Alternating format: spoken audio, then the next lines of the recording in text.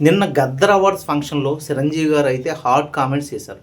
అదేమిటంటే ఆహ్, ఈ అవార్డ్స్ ఇచ్చే ఫంక్షన్స్ గాని, లేకపోతే నటీనటులను ప్రోత్సహించే విషయంలో ఏపీ గవర్నమెంట్ కన్నా తెలంగాణ గవర్నమెంట్ ముందంజలో ఉంది.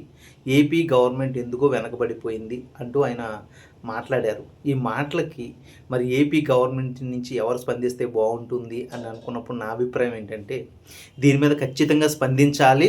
ఆయనకి వివరణ ఇవ్వాలి.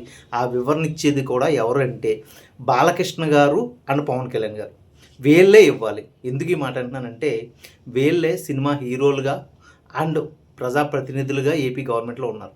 వీళ్ళు మాత్రమే వివరణ ఇవ్వాలి. చంద్రబాబు నాయుడు గారికి ఏ విధమైన సంబంధం లేదు. ఎందుకు ఈ మాట అంటున్నానంటే ఇప్పుడు ఏపీ గవర్నమెంట్ ఎటువంటి పరిస్థితిలో ఉందంటే గతం ప్రభుత్వాలు చేసిన అప్పులు కట్టే పరిస్థితుల్లోనో లేకపోతే ఇప్పుడున్న ఈ పథకాలని పోషించి ఆ ప్రజలకి లబ్ధి చేకూర్చే పనుల్లోనూ చాలా ఇబ్బందులు పడుతూ ముందుకెళ్తుంది. అటువంటి సమయంలో ఈ ఫంక్షన్స్ పెట్టి వాళ్ళు ఈ ఇబ్బందిని పూడ్చుకునే పరిస్థితిలో అయితే లేరు. ఇప్పుడు ఈ ఇన్‌ఫ్రాస్ట్రక్చర్ తేవడానికి చంద్రబాబు నాయుడు గారు దేశ విదేశాలు తిరుగుతున్నాడు ఆ వయసులో. అలాగే నారా లోకేష్ గారు కూడా పాపం ఏదో కింద మీద పడుతున్నాడు.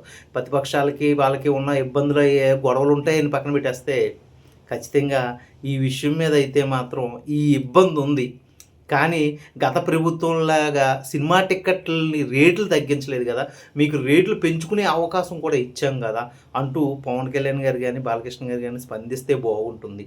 అలాగే చిరంజీవి గారి మాటల్లో తప్పును వెతకడం మానేయడం మంచిది. ఎందుకంటే చిరంజీవి గారు అన్నది కూడా తప్పు కాదు. ఎందుకంటే నటులు వాళ్ళ యొక్క నటనని ప్రోత్సహించే వాళ్ళని కోరుకుంటారు. దాంట్లో తప్పేం లేదు గానీ, బట్ ఈ విషయం మీద కొంచెం ఆలోచిస్తే బావుంటుంది.